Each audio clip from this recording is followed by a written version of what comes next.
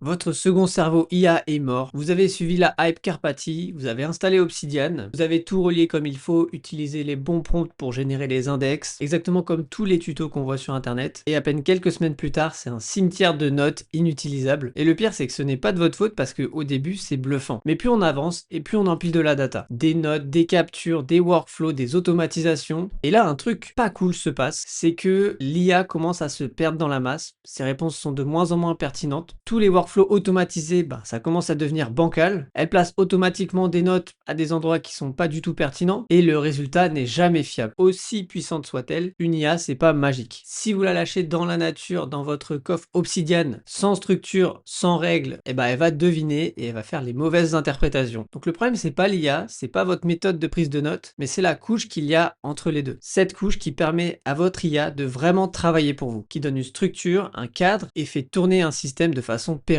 Et ça change absolument tout et c'est ce que je vais vous montrer à travers ce que j'ai développé qui s'appelle un Obsidian OS IA. Vous avez certainement déjà entendu parler de ce terme de OS IA. Et ben moi je l'ai adapté complètement à Obsidian avec toutes les fonctionnalités que propose cet outil. Et les résultats qu'on peut obtenir sont incroyables.